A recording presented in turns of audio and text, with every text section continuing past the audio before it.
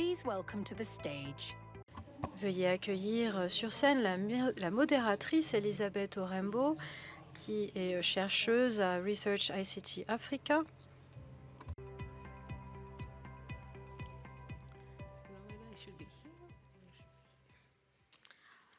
Good evening, ladies and gentlemen.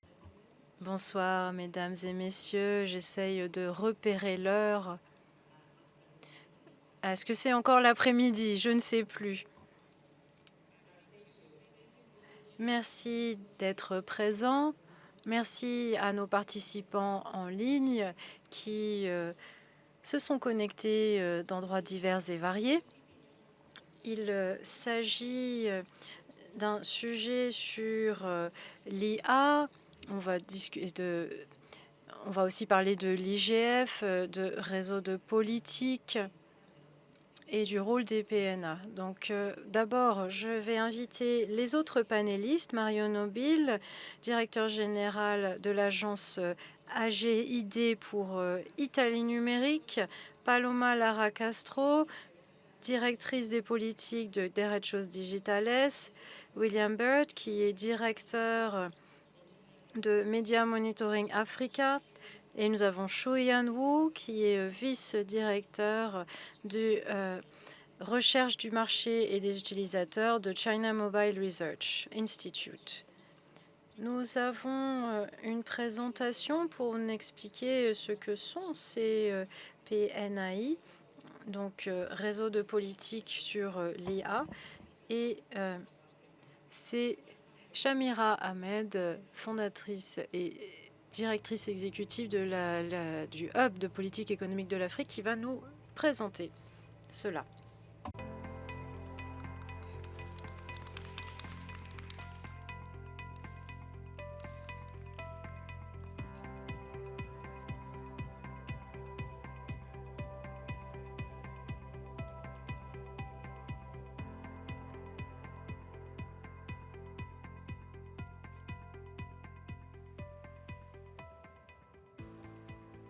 Thank you, everyone. I decided to cross. Merci à tous. J'étais un petit peu loin de vous, donc je me rapproche et je souhaite que cette session soit très interactive. Comme je l'ai dit, cette session est une discussion de ce que sont les PNAI, ce qu'est la gouvernance mondiale de l'IA, des différents systèmes, étant donné qu'il y a un grand nombre de différents écosystèmes dans la gouvernance de l'IA, différents processus de politique à différents niveaux, des systèmes multilatéraux, des blocs régionaux, des niveaux nationaux. Donc, est-ce que vous pourrez nous parler de la PNAI à ces différents niveaux, le renforcement des capacités qu'elle permet, la recherche, etc. Et cette session, ce n'est pas seulement un dialogue, mais c'est aussi un mécanisme de rétroaction où l'on va discuter entre panélistes et avec le public, avec les participants en ligne, du rôle des PNAI à l'avenir. Vous avez chacun 5 minutes pour présenter le PNAI et ensuite nous aurons une discussion d'environ 30 minutes. Chacun d'entre vous pourront faire passer des messages et nous aurons ensuite un questionnaire Mentimeter. Préparez vos téléphones, j'espère qu'ils sont chargés parce que vous en aurez besoin pour le questionnaire de Menti. Ensuite, nous aurons une session de questions-réponses de la part des participants dans la salle et en ligne. Enfin, nous vous demanderont de participer à un questionnaire par rapport au rôle des PNAI. Comment est-ce qu'ils vont façonner l'avenir?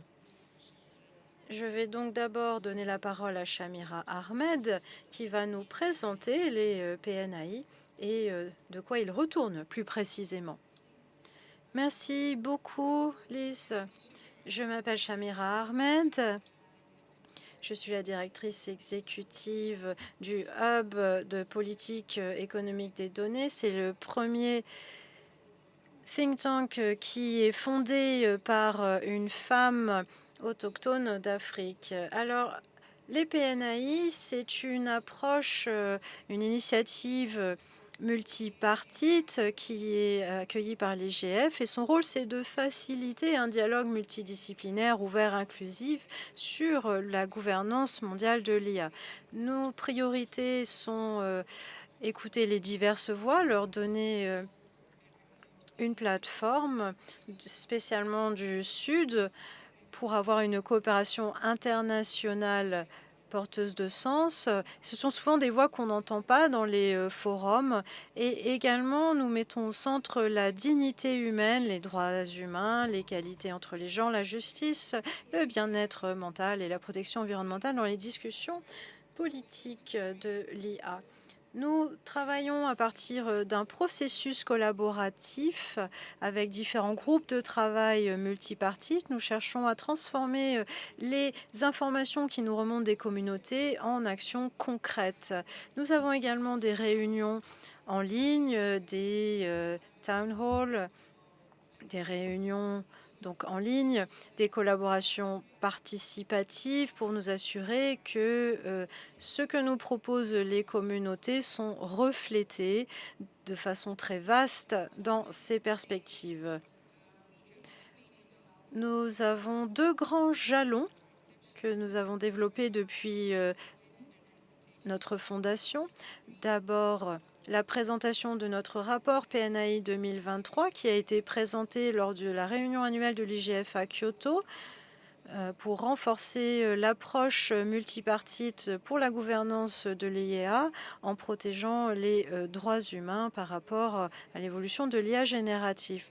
Le rapport a identifié des bonnes pratiques des gouvernements et souligne la demande de transparence, d'équité, de redevabilité et souligne l'importance de la durabilité environnementale et des droits de l'homme à l'heure des IA génératives. Puis notre rapport 2024 a été présenté lors de la dernière réunion annuelle de l'IGF à Riyad avec nos 4 domaines de priorité: la gouvernance de l'IA, l'interopérabilité, les bonnes pratiques, la durabilité environnementale, tout au long de la chaîne de valeur de l'IA, des questions de main-d'œuvre et l'impact socio-économique de l'IA. Nous avons aussi souligné le cadre qui est nécessaire pour une gouvernance mondiale de l'IA inclusive. À l'avenir, notre objectif est d'avoir différents briefs politiques, des dossiers, comme ce que nous avons fait auparavant, et de répondre aux défis émergents qui ont lieu dans cet espace très dynamique.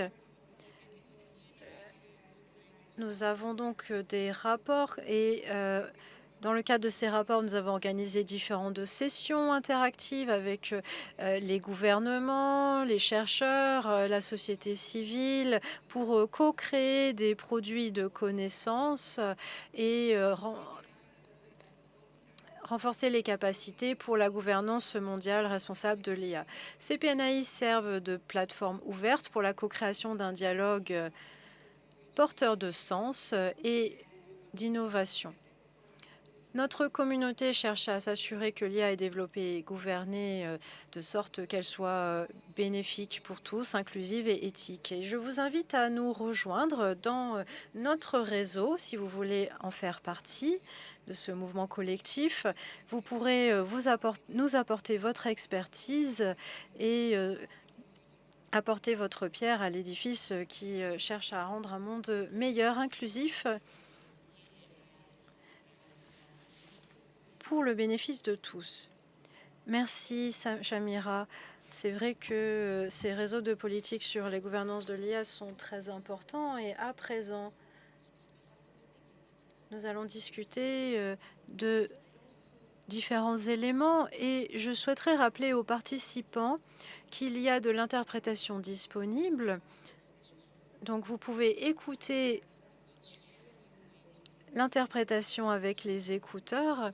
Et je vous le précise parce que l'un de nos panélistes va s'exprimer en chinois. Xinyuan Wu. Alors, Xinyuan Wu, justement, Pour planter le décor de cette discussion et comprendre le contexte dans lequel existent ces PNAI, est-ce que vous pourriez nous dire quels sont les défis auxquels vous êtes confrontés, les risques dans votre centre de recherche et les risques au niveau mondial, régional et même national? Et comment est-ce que la réglementation peut permettre avec les PNAI d'aider à répondre à ces risques? Bonjour à tous, c'est un plaisir de participer à cette session et je tiens à me concentrer sur le rôle des PNAI dans le cadre d'une gouvernance mondiale de l'IGF et dans le contexte actuel de développement de l'IA. Nous savons que l'IGF est une plateforme très importante pour la gouvernance de l'IA. Elle promeut un Internet inclusif, le renforcement des capacités, et les PNAI ont aussi est un excellent modèle puisque c'est une approche ascendante qui va inclure les participants. C'est-à-dire que c'est une plateforme multipartite qui se concentre sur les questions difficiles afin de réunir un consensus sur le développement de l'IA. Nous savons que le développement de l'IA ne peut pas s'arrêter parce que l'innovation, l'adoption de la technologie IA se fait déjà, et ce de façon très large. Elle apporte avec elle des incertitudes. Et actuellement, nous voyons un certain nombre d'informations, des fuites d'informations également, une fracture numérique qui sont pour nous des sujets d'inquiétude pour la communauté internationale. Aucun pays seul isolé ne pourra travailler et résoudre ces problèmes. Il faut collaborer et c'est ensemble que nous trouverons des solutions. Voilà pourquoi l'IGF et les PNAI jouent un rôle crucial pour l'avenir. Je crois également que nous avons des innovations qui vont créer des incertitudes. Elle apporte bien sûr cette innovation des bienfaits, mais elle apporte également des risques. Et il nous faut faire la différence intelligemment et combler ce fossé avant qu'il ne s'écarte trop, avant que cette fracture numérique soit irréfragable. Et cette séparation intelligente permettrait d'avoir un accès pour les gouvernements et de promouvoir l'accès et la gouvernance. En 2024, en septembre, nous avions eu, avec le pacte numérique mondial, le besoin de promouvoir le modèle multipartite pour répondre à ces défis, pour établir des règles, formuler des avancées. Et l'utilisation du modèle multipartite, c'est la meilleure voie à suivre pour apprendre des meilleures pratiques, renforcer la communication avec les autres plateformes. Et c'est là que l'IGF rentre en ligne de mire. Et d'abord, pour l'IGF et la PNAI, je crois que nous devons renforcer le dialogue pour renforcer le secteur public, le secteur privé et d'autres parties prenantes pour que se tienne un dialogue interdisciplinaire.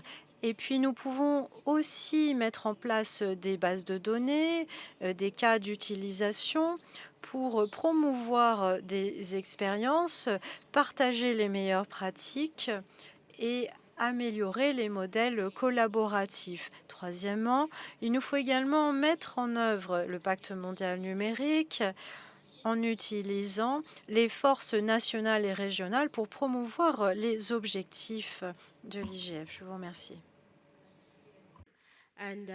Merci beaucoup. Xian, vous avez effectivement abordé des questions très importantes, pas seulement la fracture numérique, mais la fracture d'information et la nécessité d'avoir un impact sur le processus GDC et les processus de développement de politique plus largement, ce qui se fait. Ça, c'est une discussion que vont aborder les autres panélistes aussi. Mais avant d'en arriver là, je me tourne vers Mario Nobile d'Italie. Peut-être que vous pourriez parler dans le contexte italien un petit peu et nous dire quels sont les progrès nationaux et régionaux en termes d'IA et comment les PNAI finalement s'intègrent là.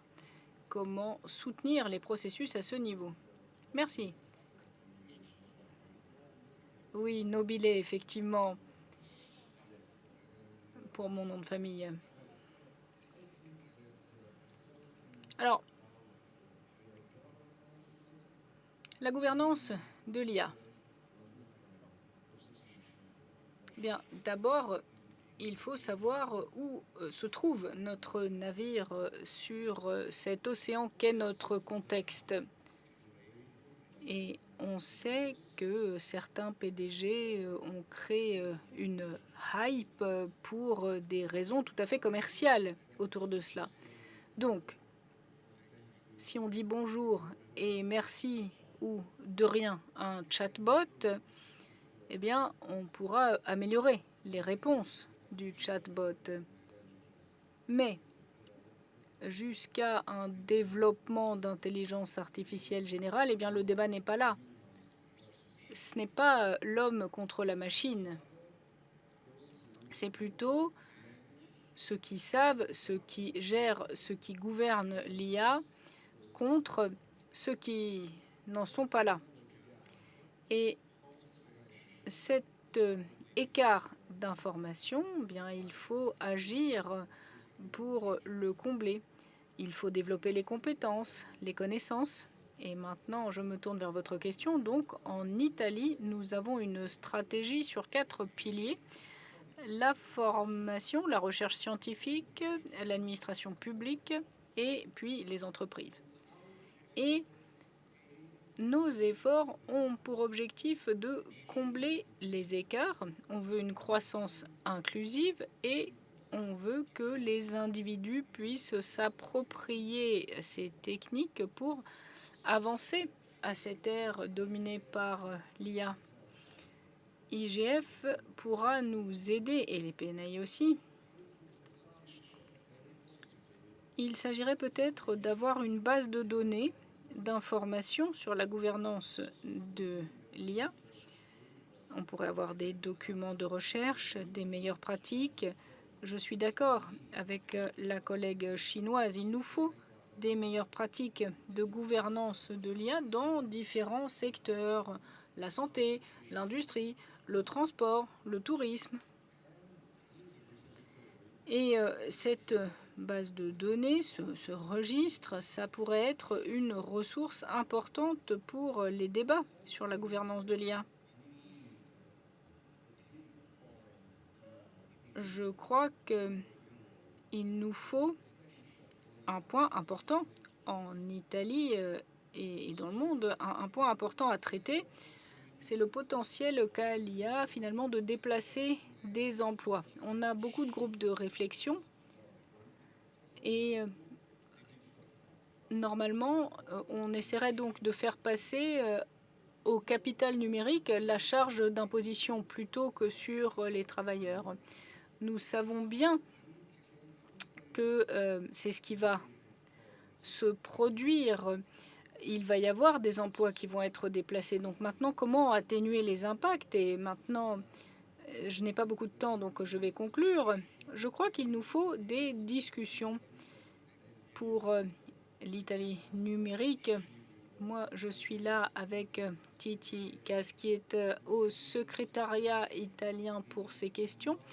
Et ce que je crois, c'est qu'il nous faut un dialogue multipartite avec les communautés, avec les universitaires, avec les décideurs, avec les parties prenantes de l'industrie et avec les organisations de la société civile. Comment parler des pertes d'emplois? comment réfléchir à des mesures qui pourront permettre d'atteindre les objectifs, à savoir que cette révolution ne doit laisser personne de côté. Je pense donc que l'IGF et les PNI peuvent contribuer avec ces discussions-là à propos d'un registre ou une base de données. Merci Mario.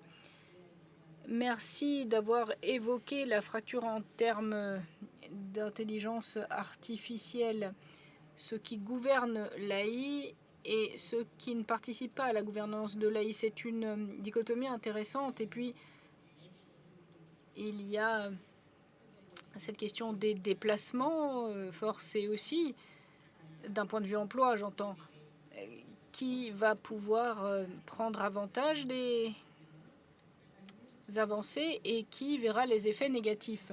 Je vais passer à Paloma.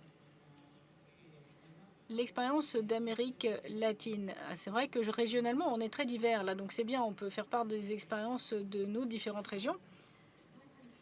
Comment les PNI peuvent-elles permettre d'assurer une gouvernance multipartite? Et comment assurer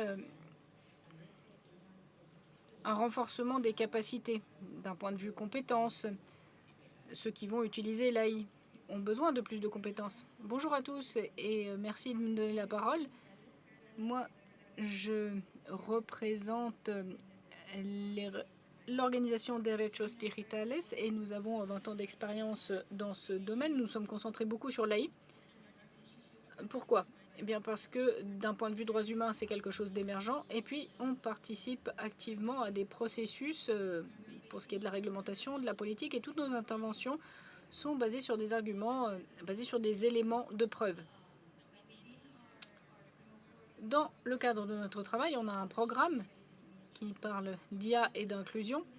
Et on a une enquête active de 2019 sur l'utilisation de l'IA dans des domaines de politique publique qui sont sensibles en Amérique latine. Et c'est lié à la question, mais moi je vais essayer d'expliquer un peu ce qu'on a pu conclure. Le concept de départ, c'est que l'IA, c'est un outil socio-technique issu de la société, donc, et qu'il a donc un bagage, des conditions permettant la création. Donc, pour comprendre les impacts sur les droits fondamentaux, eh bien, ça ne suffit pas d'examiner l'automatisation des processus ou des algorithmes. Il n'y a pas de mise en œuvre dans un vide, là. On utilise l'IA comme un outil dans des contextes sociaux et politiques spécifiques avec des discussions démocratiques et des cadres différents. Il y a des caractéristiques démocratiques liées à des processus historiques et puis on a également des besoins spécifiques dans chaque territoire. Donc, il faut voir quels sont les impacts différenciés de l'utilisation de l'IA pour, par exemple, les groupes discriminés. On peut parler des questions de genre, des populations autochtones. Il y a des principes d'égalité et de non-discrimination à respecter. Alors concrètement, on cherche à évaluer les impacts de l'utilisation de l'IA sur les droits humains et comment on tient compte des principes de légalité, de nécessité et de proportionnalité. On a analysé différents cas dans l'emploi, la protection sociale, la sûreté publique, l'éducation et la gestion des procédures. Et puis, l'utilisation aussi dans le secteur de la justice.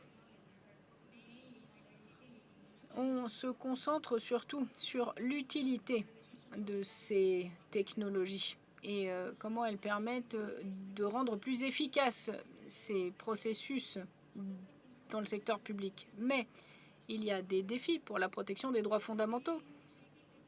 Une des difficultés dans notre recherche, ça a été de trouver de l'information de sources ouvertes déjà. Et puis, il a fallu attendre les réponses à des entretiens. De nombreuses technologies sont mises en œuvre par des universités, des parties tierces et les gouvernements ont des contrats avec différentes modalités. L'accès à l'information est donc encore plus difficile. En Amérique latine, différents États délèguent à plus ou moins grande échelle les décisions à d'autres, à des entreprises par exemple, qui vont exécuter des modèles d'automatisation. Les conclusions principales. D'abord, si on n'a pas un cadre réglementaire et s'il n'y a pas respect des réglementations pour les droits de l'homme, par exemple le test tripartite, eh bien on s'est aperçu qu'il n'y avait pas une application. Et puis il y a des réglementations à différents niveaux pour la protection des données. Il y a des pays qui sont très avancés, qui ont des autorités indépendantes, et puis dans d'autres pays, eh bien il n'y a pas d'organes de protection des données. Ensuite, les impacts sur les droits humains, ils sont reconnus par des déclarations internationales et ça souligne la nécessité pour ces outils de respecter les droits humains au niveau international. Mais ce n'est pas le seul point. Si on ne répond pas aux critères dès le départ, eh bien, ces modèles doivent être soit soumis à un moratoire, soit interdits. Ça, on ne l'a pas vu dans la mise en œuvre dans le secteur public. Il n'y a pas d'évaluation des risques pour les droits humains ou qui serait en tout cas basée sur les déclarations au niveau international. Autre point intéressant, la gestion parfois douteuse des données à caractère personnel. Les données sont au centre des modèles, mais les États en Amérique latine n'ont pas une bonne utilisation des données. Les données ne sont pas conservées de façon positive. Il y a une fragmentation des bases de données et différentes agences. Il y a beaucoup de systèmes d'information et il n'y a pas de langue commune. Il faut voir que si nous ne tenons pas compte des évaluations d'impact sur les droits humains, eh bien, les inégalités structurelles vont augmenter et ce sont les communautés marginalisées qui vont en souffrir le plus. Il y aura plus d'exclusion. Alors pour essayer de faire le lien avec l'IGF, et je vais conclure là-dessus, l'une des principales caractéristiques de ce processus, mis à part le fait qu'il n'y a pas d'évaluation d'impact sur les droits humains, eh bien on n'a pas de mécanisme participatif pour la société civile ou pour les autres parties prenantes. Et là, ça nous ramène à l'IGF, pas seulement au niveau mondial, mais au niveau local et national. C'est pourquoi on s'aperçoit donc que l'IGF est particulièrement important. Parce qu'il faut un modèle multipartite. On voit des espaces civiques de plus en plus restreints et donc des forums comme l'IGF sont de plus en plus importants. Lorsqu'on voit les politiques mondiales, eh bien, elles sont importantes. Alors on voit des défis, on voit des contraintes en termes de barrières linguistiques, des barrières financières, si tout est centralisé à New York par exemple. Il faut des espaces sécurisés, ceux qui sont efficaces en termes de gouvernance multipartite. Et là, on pense au SMSI plus 20. Il faut promouvoir la justice numérique avec une perspective de genre qui permet de mettre en contexte les choses.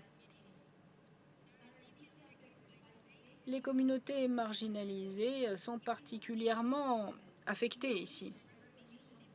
Il faut reconnaître un impact qui est différencié dans différents contextes. Merci beaucoup. Merci Paloma. Alors, nous n'avons plus beaucoup de temps, mais je me tourne quand même vers William Bird, qui va pouvoir nous donner un peu du contexte africain et répondra à la question: quelle est la valeur de l'IGF et des PNI pour la gouvernance globale et régionale, et particulièrement donc dans le contexte africain. Merci. J'avais des notes, mais j'ai été à beaucoup de sessions. Et en fait, ce que j'avais entendu a eu un impact sur ce que je voulais dire. Alors, c'est vrai qu'on a déjà vu ceci. Lorsqu'on permet au marché de gérer ce qui se passe, on voit bien ce qui se passe. Lorsqu'il n'y a pas de réglementation, on le voit. Et il y a des gens ici sur scène qui ont dit ben non, non, non, il ne faut pas réglementer. Nous, on est là pour le bien de l'humanité, etc. C'est ridicule, hein, franchement. Alors, le résultat, c'est que la misogynie, elle est partout. On a des violences basées sur les genres en ligne. C'est le mécanisme par défaut sur ces plateformes et ces réseaux sociaux.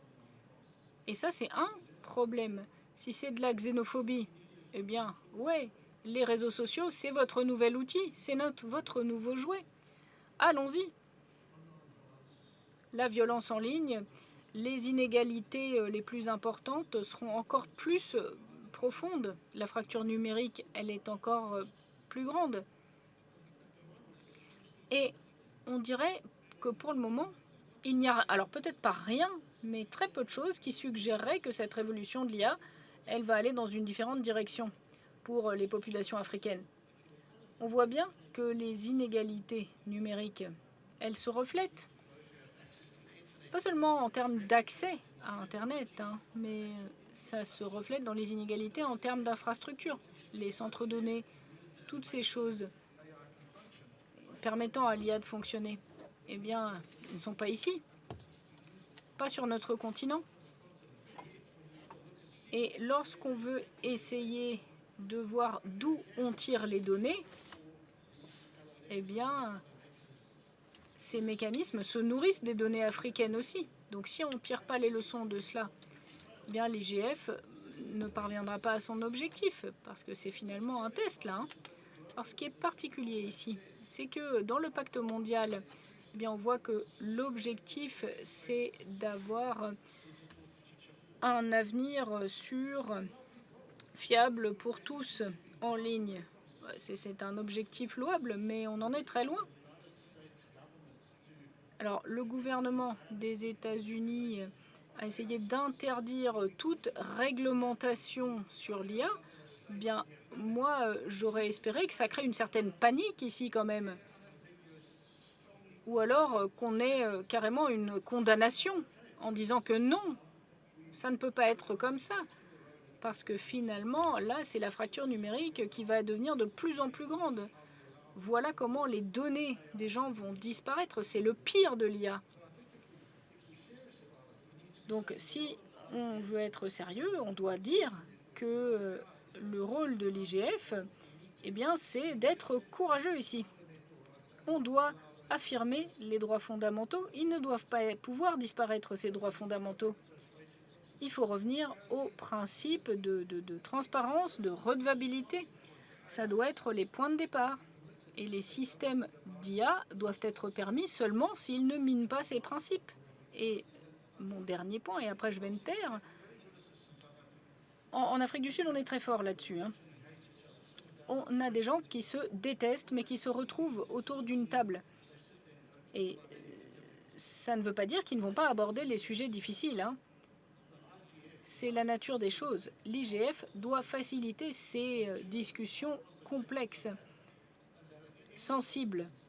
Et au final, les principes basés sur le droit, la dignité, l'égalité, la durabilité, ces principes doivent être ceux qui émergent, quelles que soient les choses qui pourront être dites à la table des négociations, si vous voulez. Parce que si on évite ces principes de base, eh bien, tout ce qui est mauvais persistera. Et tous les panélistes l'ont dit, on a des fractures différentes. Et ça me ramène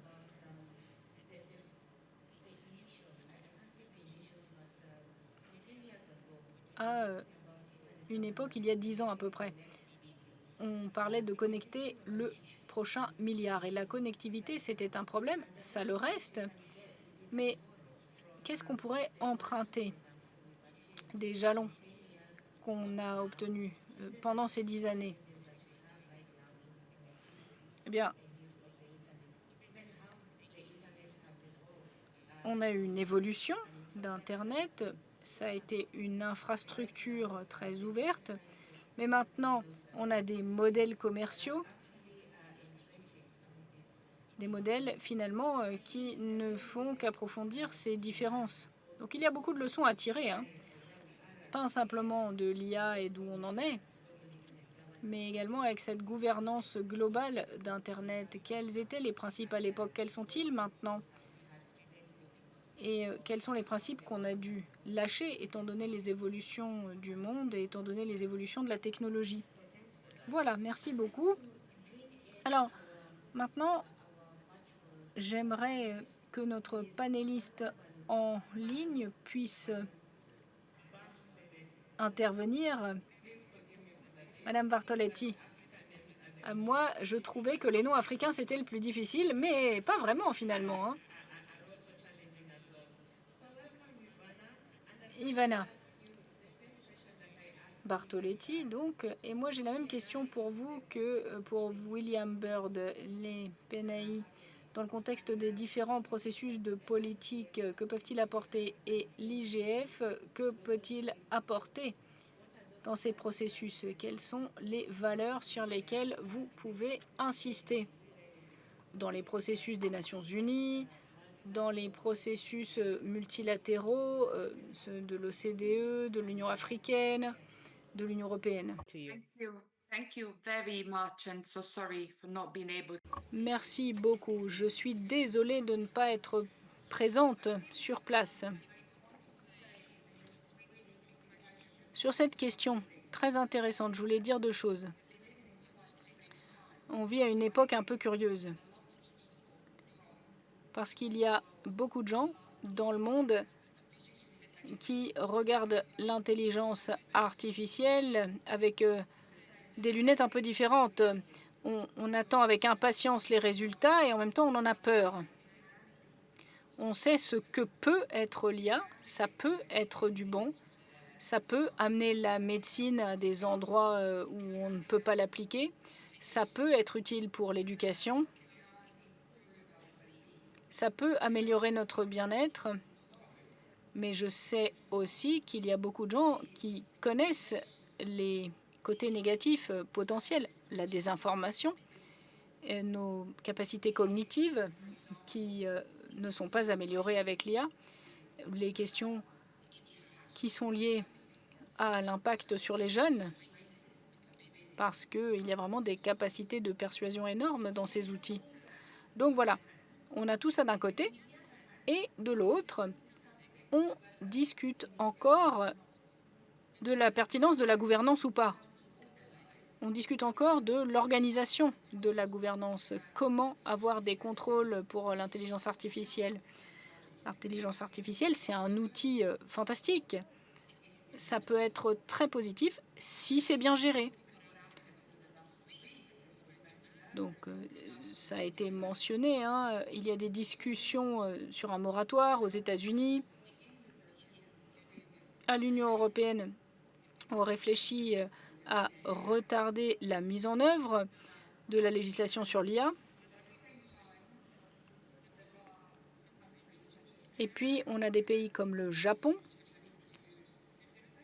où il y a une gouvernance sur l'IA qui est différente, intéressante, où on a l'Inde aussi, où il y a une législation sur la protection des données qui aura un impact sur l'intelligence artificielle. Donc, pourquoi est-ce que je mentionne ça? Eh bien, parce que je vois le réseau de politique comme un pont entre ces deux choses. D'un côté, on a une inquiétude sur les conséquences socio-économiques de ces systèmes, des systèmes qui prendraient des décisions sur les gens, qui décident ce qu'on voit, qui ont un impact sur nos droits humains et qui formatent de façon très différente nos relations sociales. Et puis d'un autre côté, on a l'IA qui fait partie de l'arsenal qu'on a à disposition pour la compétitivité au niveau mondial. Mais on a encore une approche réglementaire très fragmentée. Donc, pour moi, le réseau IGF doit pouvoir combler cet écart entre ces deux dimensions de l'intelligence artificielle. Donc, si on prend des exemples de bonnes pratiques au niveau mondial. Quelles sont-elles, ces bonnes pratiques sur la gouvernance de l'IA? Quelles sont les compétences nécessaires pour les entreprises, pour les secteurs publics dans le monde? Comment utiliser au mieux les données sans pour autant qu'il y ait violation des droits des individus? Par exemple, des technologies permettant d'améliorer la protection de la vie privée. Et puis, les leaders des entreprises doivent améliorer leurs connaissances, surtout ceux qui utilisent l'IA, pas parce que c'est glamour de le faire, mais parce que ça améliore la productivité, parce que ça fait un meilleur quotidien pour les employés. Comment utiliser l'IA sans qu'on ajoute à la pollution qu'on a déjà, sans que ce soit nocif pour l'environnement? Ça, ce sont des éléments pratiques et on a des moyens pratiques de gouverner l'IA. Moi, je parle en tant qu'entreprise, et moi, je voudrais être très clair. Les entreprises dans le monde qui utilisent l'IA ont besoin de gouvernance parce que sans gouvernance, on ne peut pas innover. On ne pourra pas créer des innovations à long terme basées sur les possibilités de réinventer notre façon d'opérer, de travailler. Nous avons besoin d'une IA en laquelle on peut avoir confiance. La confiance, c'est l'élément le plus important. Moi, je veux que les gens aient confiance dans l'IA, les entreprises aussi, pour qu'on puisse utiliser l'IA. Et en utilisant l'IA, on améliorera la productivité. Et pour générer cette confiance, eh bien, il faut un réseau de politique parce qu'il faut vraiment partager les meilleures pratiques en termes de création de confiance.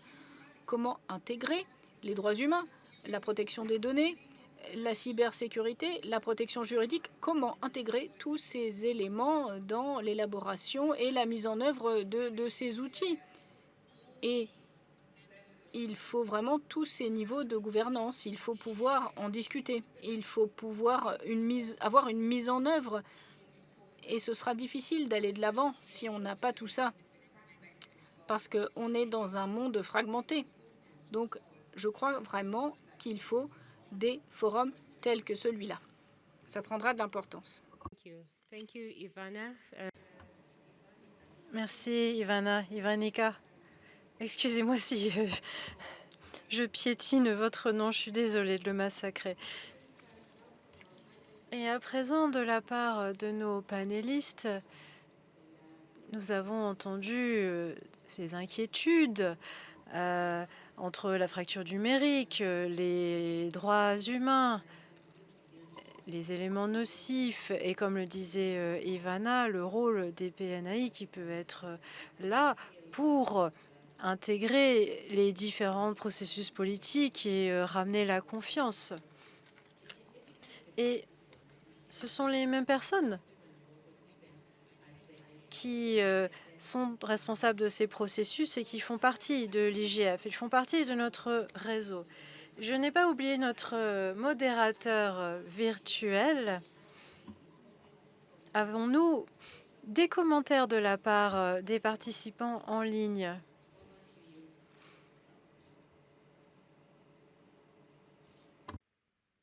Yeah, thank you, So everyone. please introduce yourself. Présentez-vous, dites comment vous vous appelez et dites-nous ce qui se passe en ligne. Merci beaucoup. Je suis donc Germaine Lopez et pour l'instant, on n'a pas vraiment de questions dans le chat. Donc, je suis Germaine Lopez Ardilla, vice-présidente de la Chambre colombienne des télécoms et de l'informatique du CRELAC. Mais j'ai entendu différentes discussions qui se passent à différents niveaux. Ça revient à ce qui s'est dit, c'est assez similaire à ce que vous disiez, ce qui se fait dans votre panel. On parle de réglementation, de fragmentation du dialogue, qui rend difficile au sein des Nations Unies une réaction coordonnée. Et on peut le faire, bien sûr, au niveau de l'IGF, mais il se passe des choses différentes ici et là et dans l'UTI. Et voilà, on parle beaucoup de fragmentation. Merci. Merci beaucoup, cher Herman, et merci à nos panélistes. Et avant de me tourner vers la salle, regardez le mentimètre que vous voyez à l'écran. Sortez vos téléphones et essayez de répondre à cette question sur menti.com. Le code, c'est donc 33502806. Vous le voyez à l'écran. Et la question est, en un mot, quel pourrait être le rôle de l'avenir de l'IGF et des PNAI dans la gouvernance globale de l'IA? Avons-nous des questions? Le temps que les gens posent leurs questions.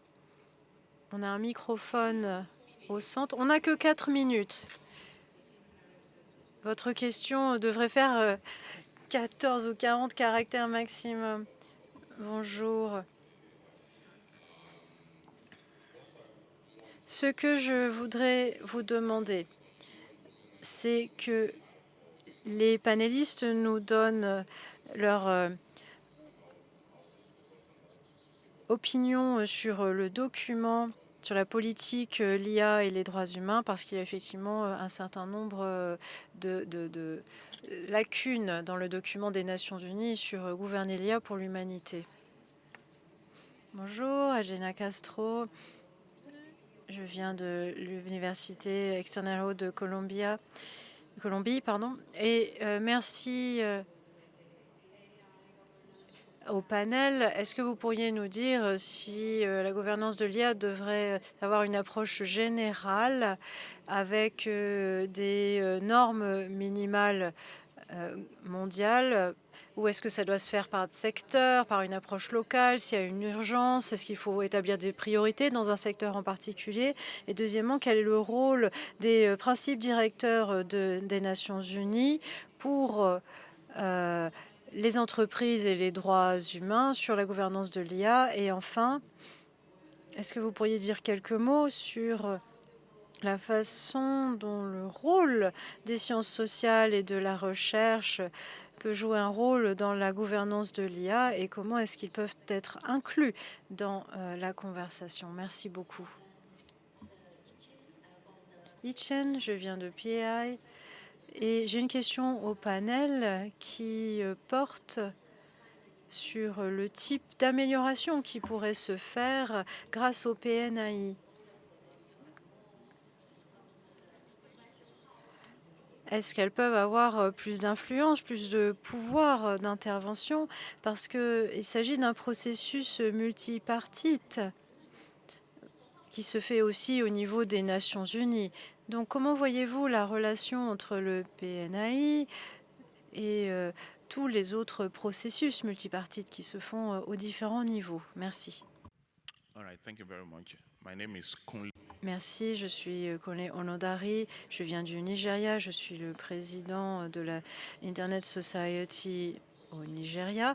Ma question, elle porte sur la confiance. Pour moi, la confiance, c'est crucial, surtout quand on est dans un environnement où de nombreuses personnes développent des applications avec de l'IA. Et ma question est la suivante.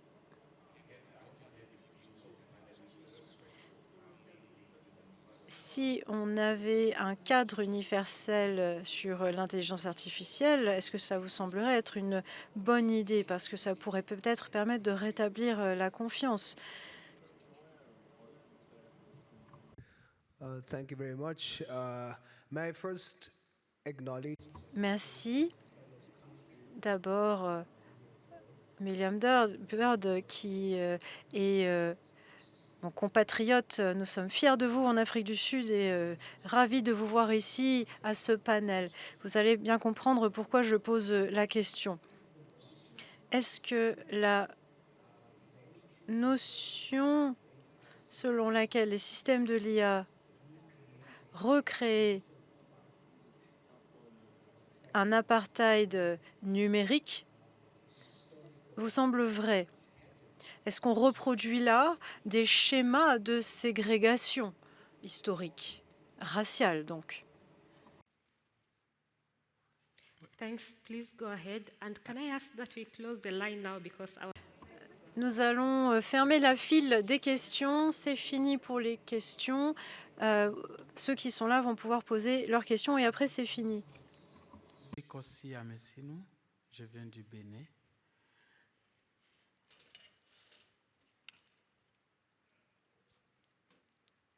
Bonsoir à tous, je suis Kossi Amessinou, je viens du Bénin.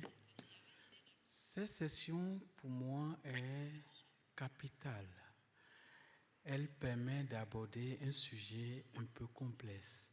Nous, en tant que pays africains, nous produisons de la donnée, mais nos données sont souvent externalisées ou disponibles sur des data centers à l'extérieur de nos espaces. Comment est-ce que nous participons à l'entraînement des processus d'intelligence artificielle dans nos laboratoires sans avoir les données chez nous? Comment est-ce que l'IGF peut nous aider à avoir des espaces virtualisés de conservation de données pour l'entraînement de nos IA? Merci bien.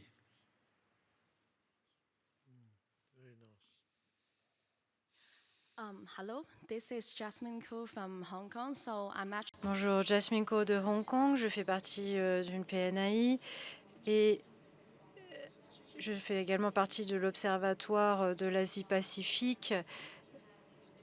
Et nous regardons les impacts de l'IA en termes notamment de désinformation. Et j'aimerais vous poser une question. Nous avons beaucoup de boîtes à outils, de ressources, de lignes directrices. Il y a l'UNESCO, l'Union européenne, les Nations unies, l'UTI. Bon, comment est-ce que vous pourriez nous conseiller de nous y retrouver parmi tous ces documents, ces cadres? Et comment est-ce qu'on peut être stratégique pour utiliser les ressources existantes?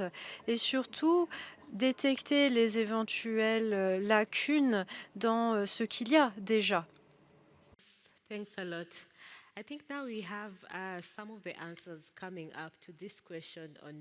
Merci. Vous voyez déjà les réponses à la question posée sur menti.com et j'aimerais demander aux panélistes de répondre aux questions et à ce qu'ils voient. Il nous reste à peu près 18 minutes. Je vais donc vous lire ce que je n'appellerais peut-être pas des valeurs, mais la question était en un mot, quel pourrait être le rôle à l'avenir de l'IGF et des réseaux de politique sur l'IA dans le cadre d'une gouvernance mondiale de l'IA. Donc vous voyez ici, financement, intégration, transparence, un rôle de facilitateur. Les PNAI peuvent être une passerelle. Ils peuvent aussi avoir un rôle de rassemblement, multipartite. Vous voyez ici fracture numérique, intégrité, il y a inclusion et beaucoup d'autres mots.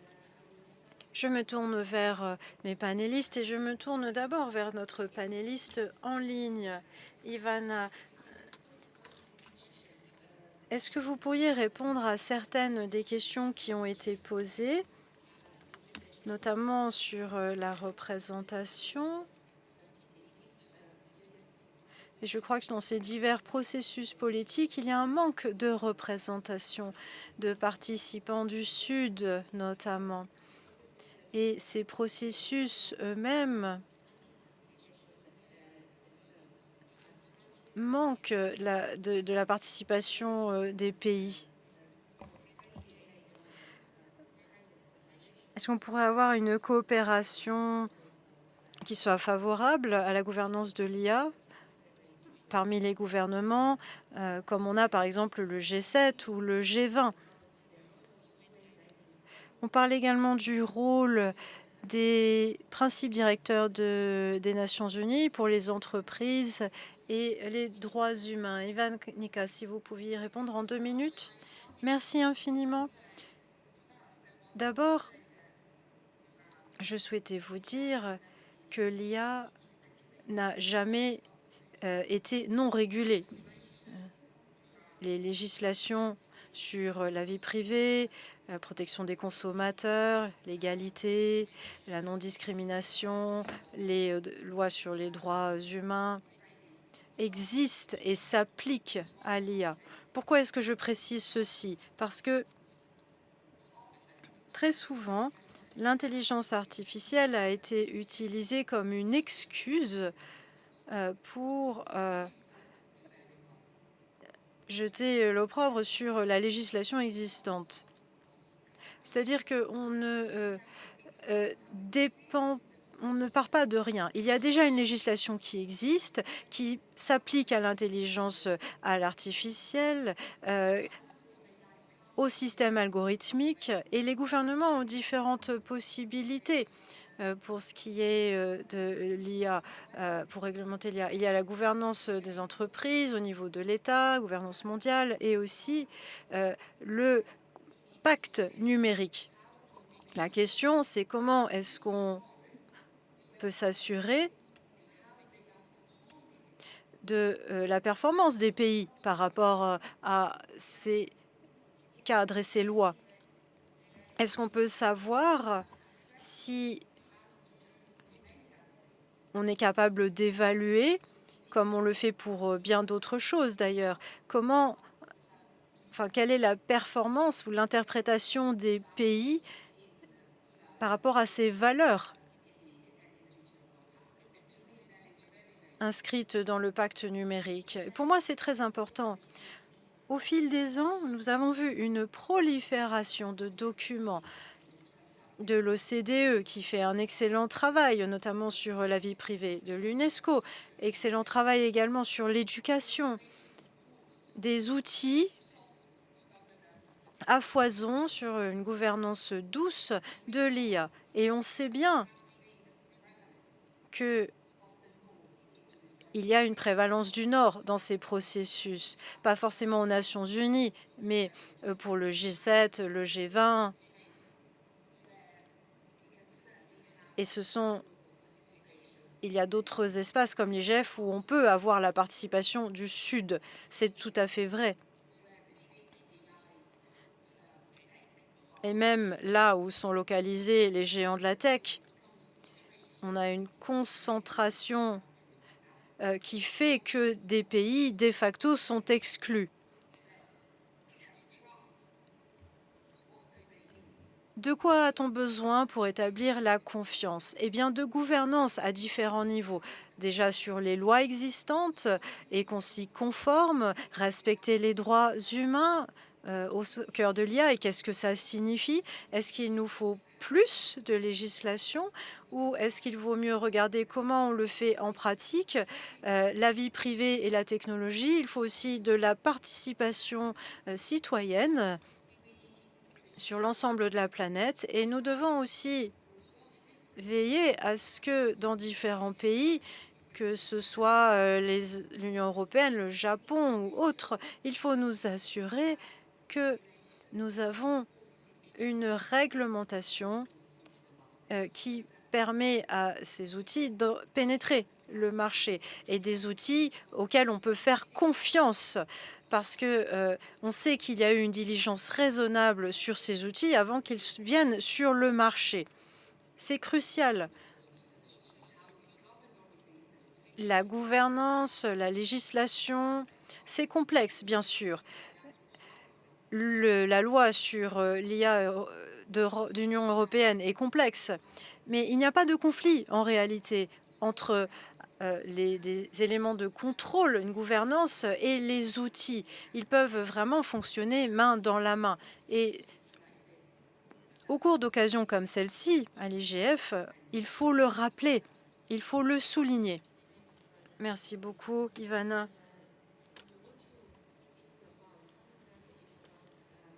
Vous parliez pas vraiment d'un conflit entre les valeurs, mais d'établir un équilibre entre une valeur et l'autre. Et cela nécessite de la confiance et de la confiance envers l'environnement, le contexte.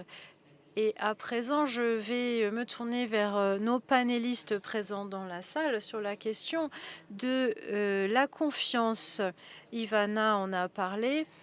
Comment est-ce que les PNAI peuvent encourager un environnement propice à la confiance? Merci à Ivana et bien sûr, je vais essayer de répondre à la question de notre ami du Nigeria. La technologie, elle évolue beaucoup plus vite que les gouvernements, les administrations, les participations, les parties prenantes. On ne peut pas aller aussi vite que la technologie. Et c'est vrai, Ivana a raison. Nous sommes européens. Nous avons le RGPD pour la vie privée, la loi sur l'IA, la cybersécurité, etc. Mais c'est une matrice. Chacun recherche une IA qui soit digne de confiance. Ça peut se faire par le biais de la réglementation, de la conformité à la réglementation existante, mais c'est aussi une question de souveraineté numérique. C'est ce qu'a dit notre ami du Nigeria. Comment est-ce que... Enfin, mon centre de données qui est au Nigeria, l'orateur parlait sans doute du Bénin. Et nous avons des évaluations d'impact dans la loi sur l'IA et nous pouvons établir, nous ne pouvons pas établir un cloud hyperscaled. Et c'est un problème. Et je crois que personne n'a la solution actuellement. C'est important d'en discuter, en revanche. Et le rôle des PNAI, comme je le disais, c'est de discuter de la souveraineté numérique, la conformité, la souveraineté, les droits. Et la technologie évolue.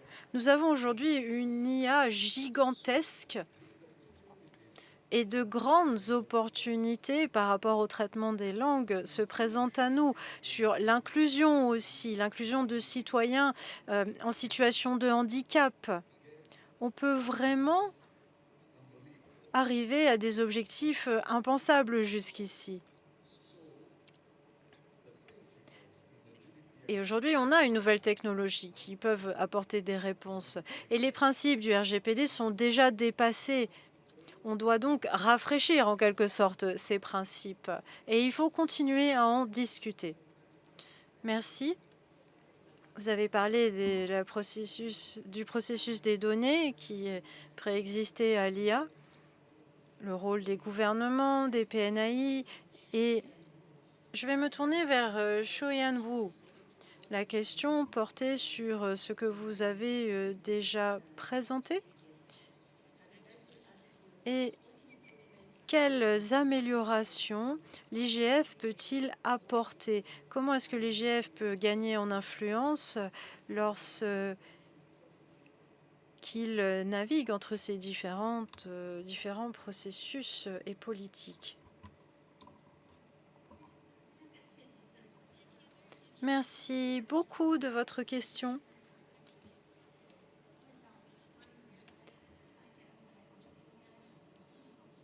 J'allais vous parler de l'IGF comme créateur de confiance, surtout dans les dialogues sur ces questions.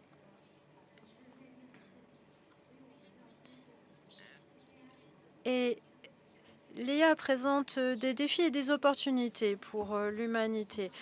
On devrait utiliser les PNAI et de telles plateformes pour assurer la diversité, pour que notre conversation puisse inclure les genres, les races, les différents groupes d'âge, les régions. Et pour ce qui est de cette conversation, de ce dialogue, il faut que tout le monde puisse s'exprimer. Certaines personnes ne sont pas assez entendues et pourraient être entendues. L'accès aux ressources aussi. Nous devons veiller à ce que ces groupes marginalisés aient accès à ces opportunités. et qu'ils aient une égalité des chances.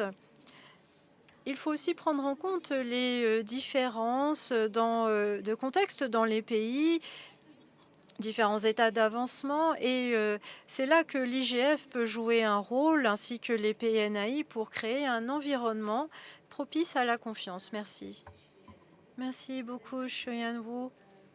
Et j'aimerais me tourner vers William Bird. Nous avons eu des interventions de participants africains, notamment d'Afrique du Sud, sur la confiance et également sur les données qui ne sont pas en Afrique. Comment est-ce qu'on peut garantir une collaboration internationale pour faire en sorte que ces données puissent être utilisées pour développer l'IA? Est-ce que vous pourriez nous parler de ces questions de données, de frontières, ces flux de données transfrontaliers et des écarts en termes de représentation pour le Sud? Merci. Je crois que la question, c'était est-ce que ça recrée un apartheid? Et je ne sais pas si ça va aussi loin que cela, mais ça recrée clairement des inégalités qui étaient typiques du colonialisme. Et je pense que là, on est face à de nouvelles formes. Et ce que disait le collègue du Bénin aussi, c'est exactement ce qu'il disait. Ce sont des données qui sont récoltées en Afrique, qui ne sont pas conservées sur le sol africain. On ne sait pas où partent ces données. Et la réponse, c'est les États africains doivent se mobiliser, doivent s'unir, parce que chaque État individuel n'a pas le pouvoir de faire face à ces multinationales. Mais ensemble, en tant que continent, nous le pouvons. Nous sommes un continent jeune et nous avons une obligation envers ces jeunes. Nous devons nous mobiliser et nous unir pour répondre à ces entités mondiales. Le Forum de la justice mondiale numérique a justement envoyé des informations au SMSI plus 20, de ce qu'ils appellent une taxe pour le développement numérique. Et on devrait en parler. La question, c'est qu'est-ce qu'on doit faire? Qu'est-ce qu'on doit faire face à ces entités? Eh bien, on les taxe. C'est tout. Et ce n'est pas juste une question de dire oui, nous, pauvres États africains, on a besoin d'argent. C'est une question de droit, de compensation et de rapatriation. Merci, William. Paloma, j'avais réservé la question des droits humains pour vous parce que votre présentation a vraiment parlé de ces questions-là à l'ère numérique. Également, le cadre mondial pour les droits humains. Est-ce que vous pourriez répondre à cette question qui a été posée tout à l'heure? Oui, nous sommes à la croisée des chemins et ce sont des questions centrales qui deviendront encore plus centrales au cours des prochaines années. Pour moi, il y a un manque de conformité envers les cadres existants. Et ça se traduit en deux choses. D'un côté, comme on l'a dit, il y a même une question là-dessus, c'est la fragmentation des discussions. Et ça ne se produit pas seulement dans ce forum de l'IGF, mais ça se fait aussi dans le fait qu'on ne reconnaît pas les droits. On voit un besoin au niveau mondial que ces droits soient pris en compte et que ces cadres soient adaptés aux défis actuels pour sauvegarder l'avenir et pour protéger la jeunesse. Comment est-ce que les jeunes vont interagir par la suite? Ça risque de mener à des reculs démocratiques et des changements qui vont affecter les communautés. Il faut vraiment penser à la cohérence du cadre international. Ça, c'était un point. Et deuxièmement, il faut éviter le doublon dans les processus. On l'a dit, on a le pacte numérique mondial, on a le CMSI avec son examen mondial. Et Il faut éviter ces doublons, s'assurer de la participation porteuse de sens pour avancer dans le sens des droits humains. Il faut aussi dire que la participation porteuse de sens est un droit humain en soi, mais elle est aussi nécessaire pour assurer la conformité des États envers ces cadres et ces droits humains. À présent, je vais peut-être être injuste, mais je vais vous demander je ne vais pas vous demander de faire un message de clôture puisque nous n'avons plus le temps. Donc, je vais vous remercier. Et remercions les modérateurs également. Merci beaucoup. Yes, and also to our audience, those who are participating with us. Merci à la salle, à ceux qui ont participé physiquement ou en ligne.